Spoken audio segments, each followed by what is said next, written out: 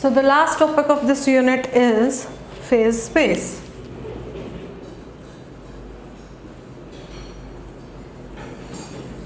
Now what is phase space? Phase space पे जाने से पहले हम क्या करते हैं, हम एक बारी रिकॉल करते हैं, जब भी हम ज्योमेट्री के अंदर जाते थे तो हमारे पास क्या होता था, किसी भी पार्टिकल ए के पोजीशंस वेक्टर हम देते थे एक्स वाई एंड जेड, यही था. This was for the macroscopic world लगा लो, है ना, क्योंकि मैक्रोस्कोपिक वर्ल्ड के अंदर we can very well specify either the coordinates और द वेलोसिटी. लेकिन when we move on to the micro level के अंदर जब हम एलिमेंट्री पार्टिकल्स की ट्रेजेक्टरीज को स्टडी करते हैं तो उस पॉइंट के ऊपर हम जितने भी मेरे पार्टिकल्स होते हैं उसके अंदर अनसर्टेनिटी प्रिंसिपल कह लो या उसके पोजीशन वेक्टर्स जो भी हम बोलते हैं, तो वो दिए जाते हैं पोजीशन वेक्टर से एंड वेलोसिटी वेक्टर से. वेलोसिटी की बजाय हम we make use of the more probable कह सकते हैं, या more prominent is P x, P y and P z, मतलब मोमेंटम वेक्टर से. तो एक तरह से ये मेरा था 3D स्पेस जो हम नॉर्मली यूज़ करते हैं, एंड ये वाला जो केस है this is for the elementary particles. Elementary particles का हम एक बारी में ही position vector as well as the momentum vectors को हम यूज़ करते हैं and we denote its position या उसके बारे में इंफॉर्मेशन निकालते हैं. तो एक तरह से यहाँ पे we only had 3 coordinates, but यहाँ पे हमारे पास कितने आ गए, दिस इज 6 डायमेंशनल, राइट. ये मेरा क्या था 3 डायमेंशनल, ये आ गया 6 डायमेंशनल. ऑब्वियसली नाउ 6 डायमेंशन कैसे हो सकता है, it is possible only hypothetical. लेकिन ये तो सिर्फ एक पार्टिकल के लिए है.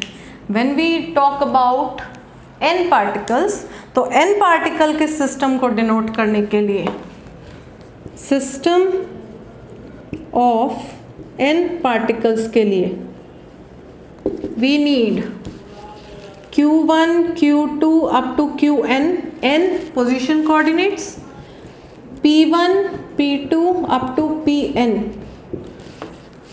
n momentum coordinates. तो मेरे पास टोटल कितना है 2n डायमेंशनल हो गया. This hypothetical 2n dimensional space जिसके अंदर we are telling the position vectors and the momentum vectors simultaneously for the elementary particles.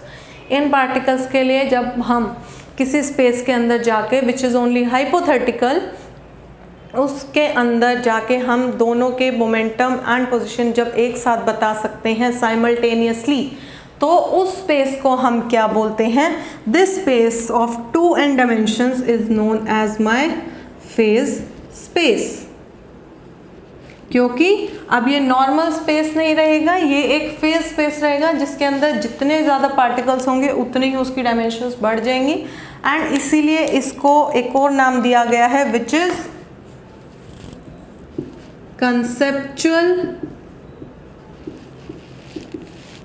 Euclidean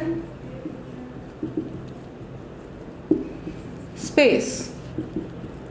बड़ा एक अच्छा सा फैंसी सा नाम दिया गया है, this is conceptual Euclidean space, क्योंकि इसको सिर्फ हम कंसेप्चुअली ही यूज़ करेंगे, इसको एक हाइपोथेटिकल वे में ही यूज़ करेंगे.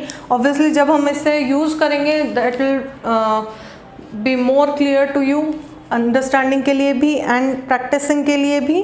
अभी के लिए इट्स जस्ट दैट कि जब हमें मोमेंटम एंड पोजीशन वेक्टर्स एक साथ बताने होते हैं तो हम नॉर्मल डायमेंशंस को छोड़कर एक n डायमेंशनल स्पेस के अंदर जाते हैं, जिसके यूज़ करके हम उन्हें प्रोजेक्ट कर सकते हैं, उनके ट्रेजेक्टरीज को पढ़ सकते हैं.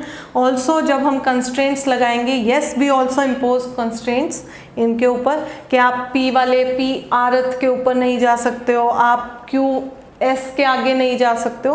तो वो वाले कंस्ट्रेंट्स लगाने से जो मेरी 2n डायमेंशनल है वो रिड्यूस होती जाएगी. कैसे होगी वो हम आने वाले टाइम में करेंगे जब हम स्टैटिस्टिक्स पढ़ेंगे, फर्मी डिराक या बोस-आइंस्टाइन, उसके अंदर आपको ये पिक्चर और क्लियर हो जाएगी. अभी के लिए the normal introduction is this is the phase space and this was the last topic of this unit, and with this we are finish with the first unit of our syllabus. Second and third unit will go hand in hand, दोनों का comparison चलेगा। बहुत छोटी हैं दोनों, लेकिन it is very important to understand them. अगर आप कंफ्यूज हो गए तो गड़बड़ हो जाएगी।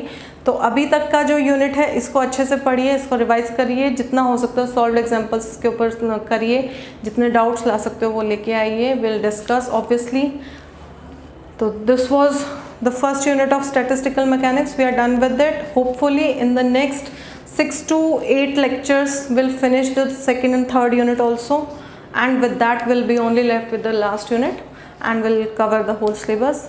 Hope you all will revising and studying continue रखेंगे, अच्छे से पढ़ेंगे। Thank you so much. Stay home, stay safe. Don't forget to like, share and subscribe.